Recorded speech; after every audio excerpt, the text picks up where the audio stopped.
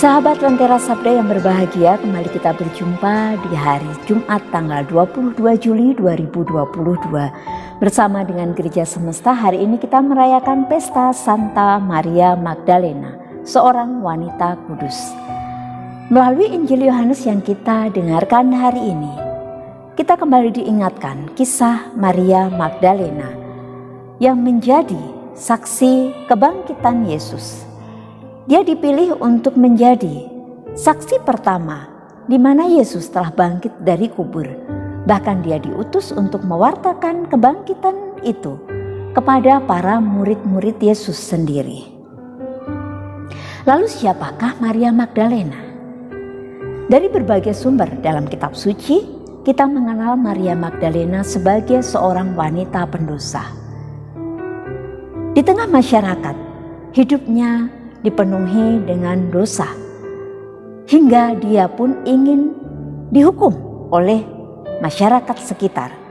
Tetapi ketika dia bertemu dengan Yesus, dia diselamatkan dari hukuman itu.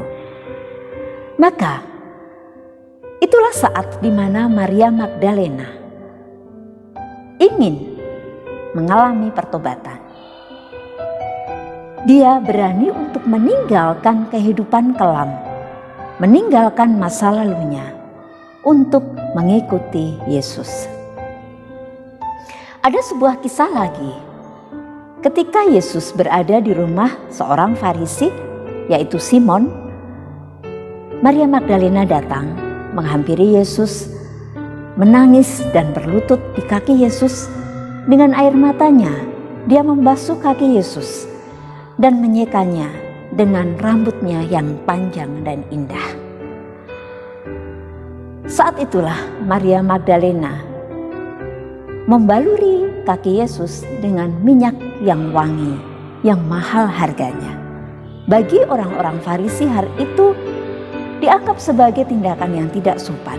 Tetapi Yesus membiarkannya dan menerimanya dengan penuh kasih. Karena Yesus melihat ada pertobatan yang tulus di dalam hati Maria Magdalena. Ketika Maria Magdalena mengikuti Yesus, dia tidak pernah kenal lelah atau putus asa, bahkan mundur menjauh pergi dari Yesus.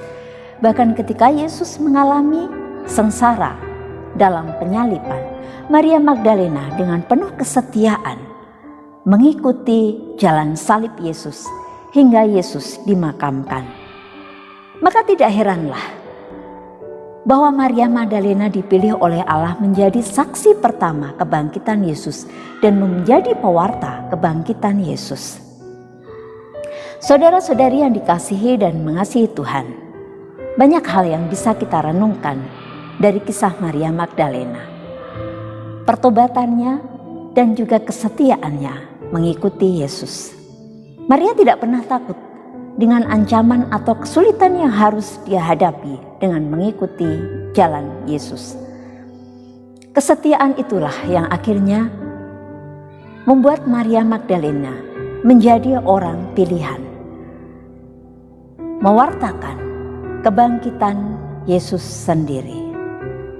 Dalam kehidupan kita sehari-hari mungkin kita juga melihat figur-figur Maria Magdalena di sekitar hidup kita, di masyarakat sekitar kita.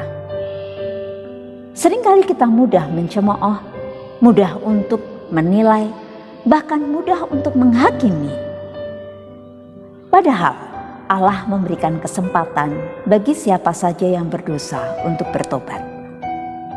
Kesetiaan mengikuti jalan Yesus, terlebih jalan salib. Seringkali kita pun memilih untuk menghindari kesulitan-kesulitan di dalam kehidupan kita. Seringkali kita hilang dari arah untuk terus mengikuti Yesus.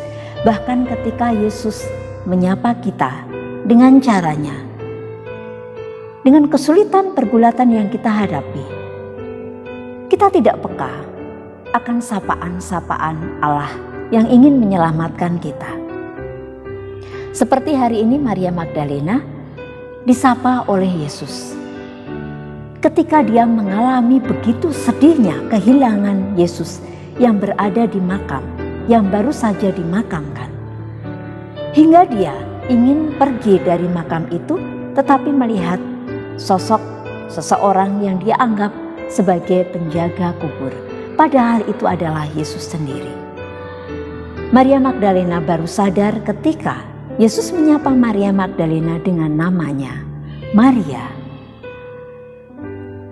Saat itulah Maria Magdalena menanggapi sapaan Yesus, menyadari bahwa itu adalah gurunya, dengan menjawab sapaan itu, Rabuni. Maka Maria akhirnya mendapat perutusan untuk mewartakan bahwa Yesus telah bangkit. Saudara-saudari yang dikasihi dan mengasihi Tuhan, dalam situasi apapun kita diajak untuk terus peka akan sapaan-sapaan Allah, akan rencana Allah dalam hidup kita. Jangan mudah putus asa, teruslah untuk meletakkan segala harapan hidup kita di dalam tangan Tuhan. Tuhan pasti memberikan jalan yang terbaik dalam hidup kita. Berkat Tuhan memampukan kita.